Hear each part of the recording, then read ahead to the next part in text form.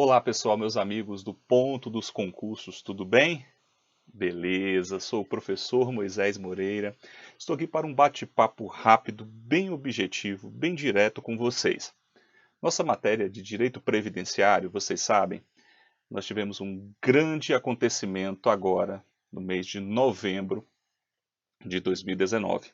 Nós tivemos a aprovação da reforma da Previdência, a emenda constitucional número 103.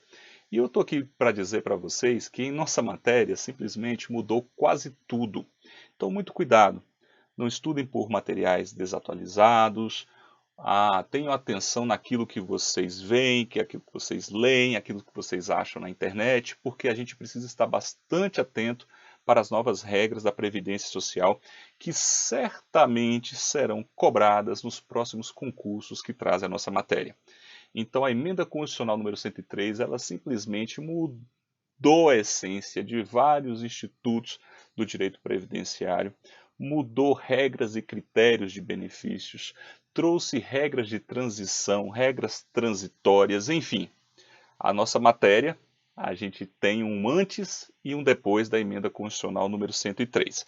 Então eu estou aqui para dar uma pincelada geral, para poder falar um pouco sobre essas importantes modificações e dizer para vocês que o nosso material do ponto dos concursos, tanto no Turma Elite, na parte de direito previdenciário, que a gente traz a matéria Seguridade Social para o concurso de técnico do Seguro Social, em que a gente se baseia no último edital do INSS, eu tive que reformular todos os cursos, todas as rodadas.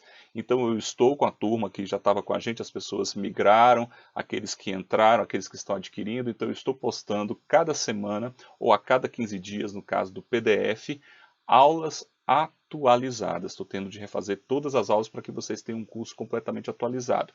Porque a gente começa, por exemplo, o Turma Elite ou o PDF para técnico do Seguro Social ou geralmente qualquer outro concurso que traga matéria de direito previdenciário, tem ali como ponto inicial, como ponto a ser cobrado, aquele ponto clássico que sempre está presente, Seguridade Social, conceitos, princípios constitucionais e organização. Então a gente teve uma mudança, por exemplo, em relação aos princípios constitucionais. Agora nós temos que a diversidade da base de financiamento tem uma previsão agora específica, já não é mais só a diversidade da base de financiamento. Com a reforma foi modificada e nós vamos exigir que haja a especificação do orçamento para cada área da Seguridade Social. Isso é muito importante, isso foi alterado, então a gente traz isso na aula. Outra alteração relevante também, o artigo 201, que é o artigo base para a nossa Previdência Social, regime geral, também sofreu alterações. E eu vou começar por aqui. Essas alterações do artigo 201 para trazer um pouquinho para vocês as novidades da reforma da Previdência Social. Vamos lá?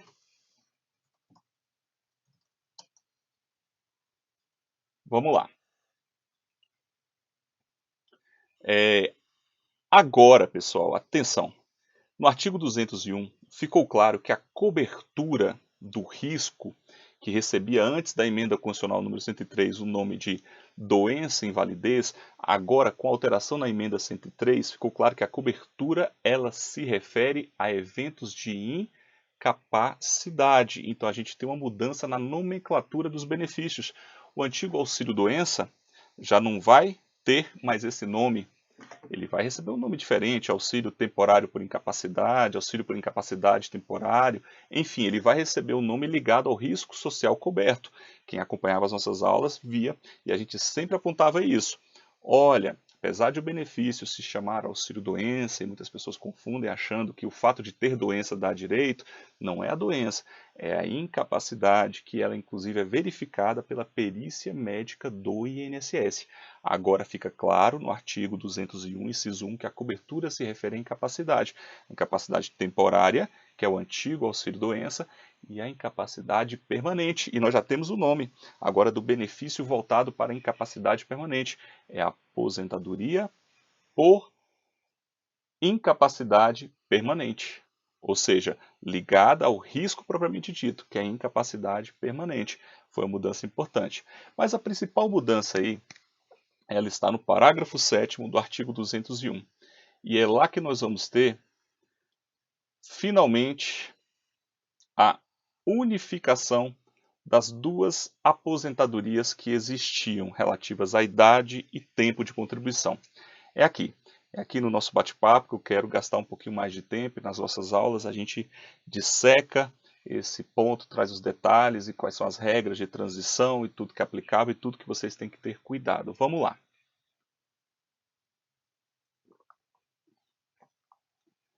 Respeitados os direitos adquiridos até a data da entrada em vigor da Emenda Constitucional número 103 de 2019, então, um princípio básico respeito ao direito adquirido, quem adquiriu o direito terá proteção, resguardo desse seu direito, ainda que venha requerer em momento posterior. Respeitado o direito adquirido, nós devemos observar que aqueles que ingressaram, mas não chegaram a adquirir o direito, ingressaram em momento anterior à emenda constitucional número 103, que vão estar sujeitos a regras de transição. E para aqueles, e aqui é importante, que ingressaram após a emenda constitucional número 103, após a entrada em vigor, eles estarão sujeitos às regras permanentes para a aposentadoria prevista lá no parágrafo 7º do artigo 201 da Constituição, no inciso 1 do parágrafo 7º do artigo 201. Antes da emenda constitucional número 103, nós tínhamos duas aposentadorias separadas, uma aposentadoria por idade e uma aposentadoria por tempo de contribuição, que não exigia idade mínima. Vamos lembrar como é que funcionava? Aposentadoria por idade, no caso dos homens urbanos, 65 anos, mais 180 contribuições a título de carência. No caso das mulheres urbanas, 60 anos, mais 180 contribuições mensais a título de carência. Eram esses os requisitos da aposentadoria por idade. A aposentadoria por tempo de contribuição, que era distinta, exigia dos homens 35 anos de tempo de contribuição, das mulheres 30 anos de tempo de contribuição. Para ambos, carência de 180 contribuições mensais, independentemente da idade mínima. Nós tínhamos aquele detalhe que a aplicação do fator previdenciário, que é um índice correspondente à idade, expectativa de vida, ao tempo de contribuição da pessoa, que quando ele fica abaixo de 1, joga o benefício para baixo, diminui o valor do benefício, ou seja, visa desestimular a aposentadoria de pessoas muito jovens. O fator previdenciário tinha aplicação obrigatória na aposentadoria por tempo de contribuição, salvo se a pessoa atingisse aquela pontuação consistente na soma da idade com o tempo, que atualmente essa pontuação está em 86, 96 pontos, 86 para as mulheres, 96 pontos para os homens. Então, o fator previdenciário, em regra, obrigatório para a aposentadoria por tempo de contribuição, salvo atingimento da pontuação. Isso no regime anterior à emenda 103. Aposentadoria por idade, só incidia o fator se ele fosse favorável, ou seja, acima de 1. É possível que o fator seja favorável, que ele venha a beneficiar? Sim, se a pessoa tiver muito tempo de contribuição e idade mais elevada, o fator pode vir a beneficiá-la. Era esse o regime dessas duas aposentadorias antes da emenda constitucional número 103, meus amigos. Agora, para todos que ingressaram a partir da emenda constitucional número 103, nós não teremos mais duas aposentadorias distintas. Nós teremos somente uma aposentadoria por idade e tempo de contribuição. E qual é essa idade? Qual é esse tempo de contribuição? A idade dessa aposentadoria, meus amigos, é de 65 anos para os homens, mantém-se o regime anterior, mas em relação às mulheres houve um aumento. As mulheres vão se aposentar com 62 anos de idade. E qual o tempo de contribuição mínimo para essa aposentadoria? 15 anos de tempo de contribuição para as mulheres e 20 anos de tempo de contribuição para os homens. Essa é a nova aposentadoria. Aposentadoria por idade, tempo de contribuição. Então, no novo regime, no regime aprovado pela emenda constitucional número 103, nós não temos mais duas aposentadorias distintas. Nós não temos mais em nosso ordenamento jurídico aposentadoria sem idade mínima. Nós teremos uma aposentadoria por idade e tempo de contribuição. Os requisitos eles são simultâneos. Nós teremos os dois requisitos, têm de estar presentes. E olha o tempo, 15 anos para as mulheres, 20 anos para os homens. Tudo bem? E qual é o cálculo dessa aposentadoria? Como ela será calculada? Que também é uma grande novidade. O cálculo dessa aposentadoria vai corresponder a 60% da média dos salários de contribuição, média das contribuições dos homens e das mulheres, desde julho de 94 para cá. Olha só, é 60%. No regime anterior, por exemplo, a aposentadoria por tempo de contribuição era 100%, por idade era 70%, mais 1% para cada grupo de 12. Agora é 60%. E esse 60% ele será majorado em 2% para cada ano que superar. 15 anos em relação às mulheres, já que o mínimo é 15 anos, e 20 anos em relação aos homens. Então vai superando, vai passando 21, 22, 23, as mulheres 16, 17, vai aumentando 2% até o limite de 100. Então, a título de exemplo, um homem para atingir os 100%, sair dos 60 e ir aumentando e chegar até os 100, precisa de 40 anos de tempo de contribuição. É essa a nova aposentadoria, meus amigos. É isso que vai constar nas nossas aulas. Então nós mudamos, nós temos modificações absolutamente importantes que alteram toda a nossa matéria. Então o material tem de ser completamente atualizado para vocês. É o que a gente está fazendo no nosso curso. Beleza?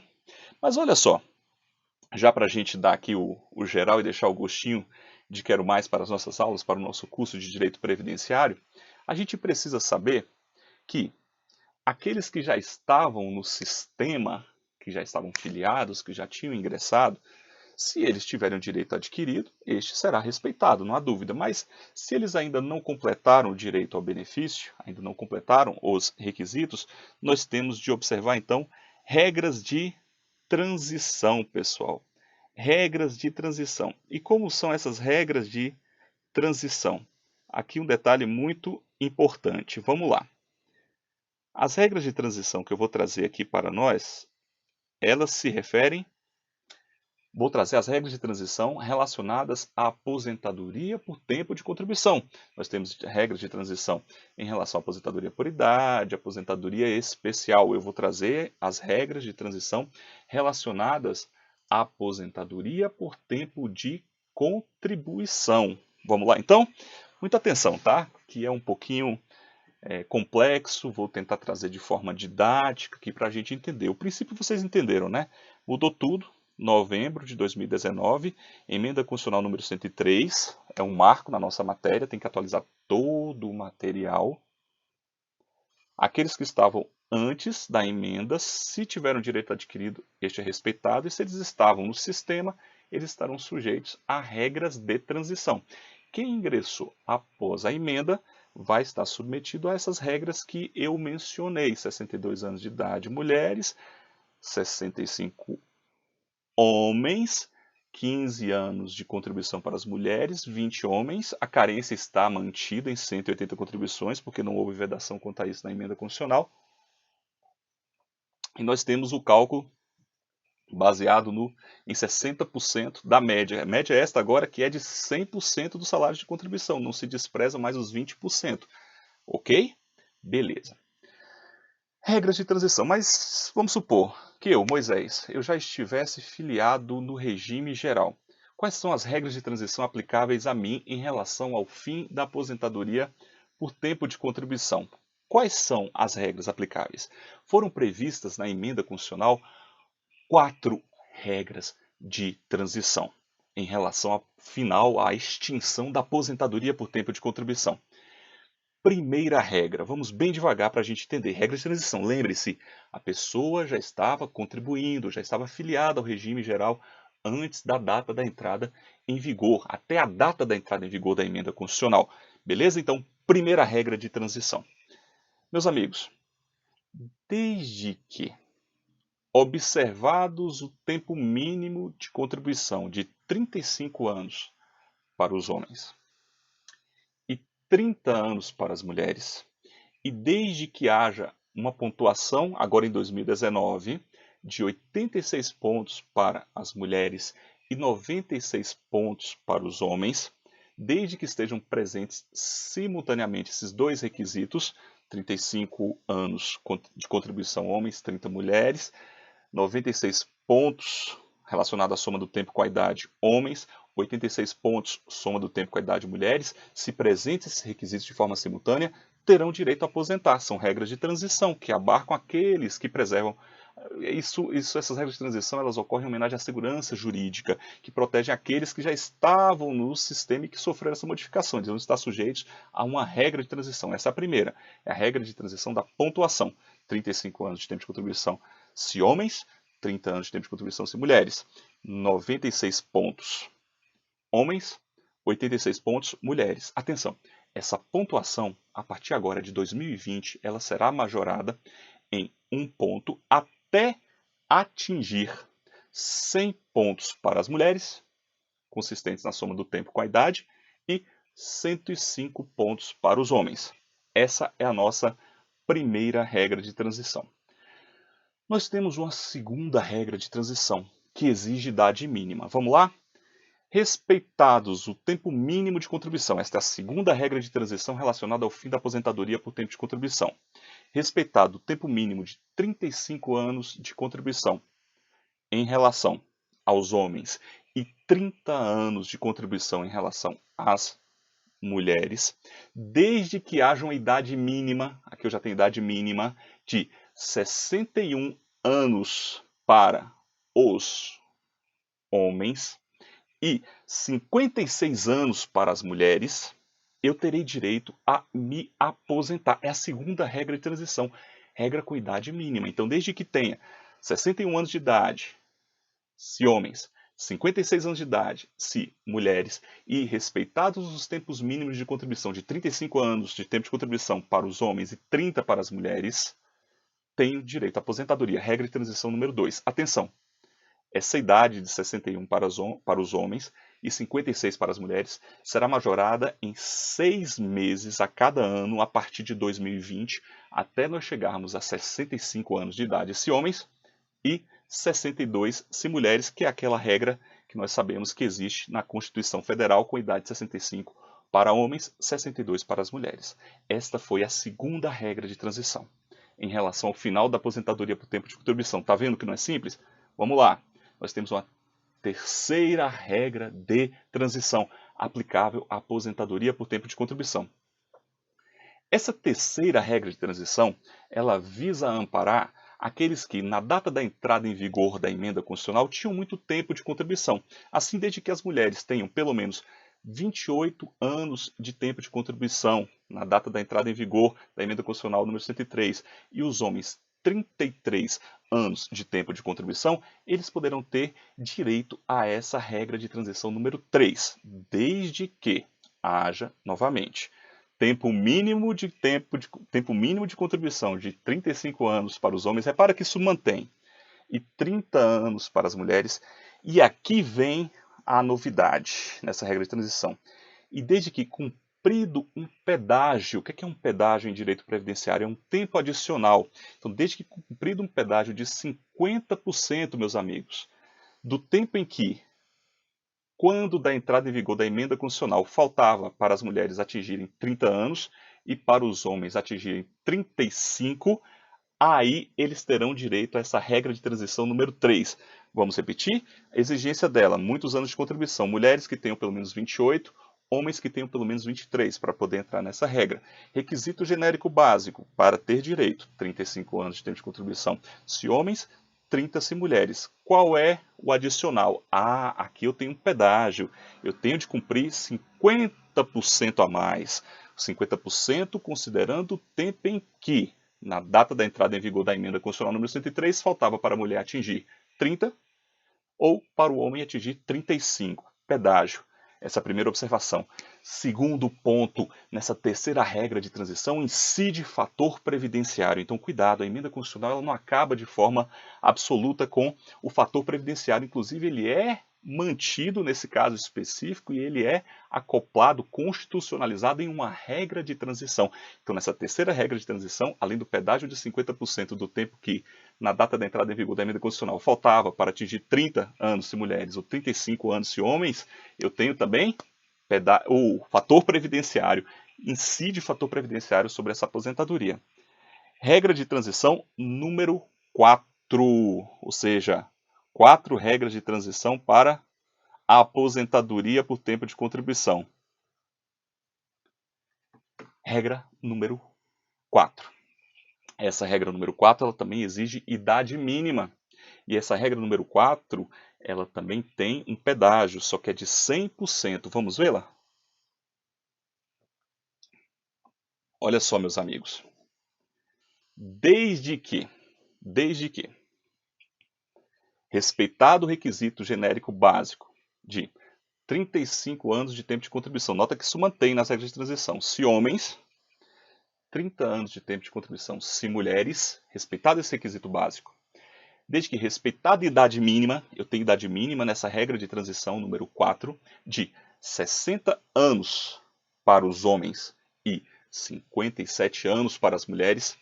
E desde que, olha só que interessante, seja pago um pedágio de 100% do tempo em que, na data da entrada em vigor da emenda constitucional, faltava para atingir 30 anos de tempo de contribuição se mulher ou 35 anos de tempo de contribuição se homem, terei acesso a essa regra de transição. Exemplo, uma mulher que na data da entrada em vigor da emenda constitucional número 103 faltava um ano, ela vai ter que cumprir 100%, um ano a mais, um pedágio de 100%.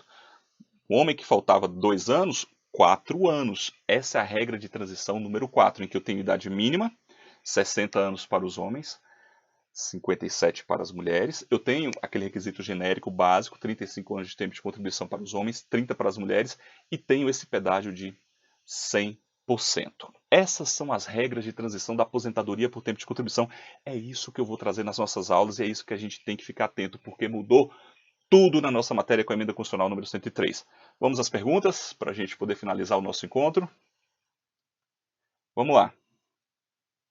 A Cláudia pergunta, boa noite, será que essa prova mesmo em 2021? O Salomão, será que vai ter o concurso do INSS? Pessoal, no momento, as notícias para o novo concurso do INSS estão bastante frias. Por que eu digo isso?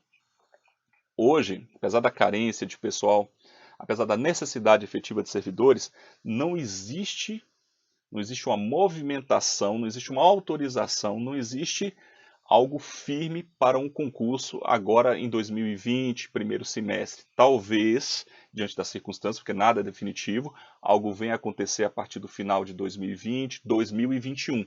Mas a gente tem que estar acompanhando. Pelo que temos hoje, estamos no final de 2019, vamos começar 2020, nós não teremos concurso nesse prazo, mas devemos continuar atentos e estudando a nossa matéria. Tudo bem? Olha, só tenho a agradecer, encontro vocês lá, um grande abraço a todos, valeu!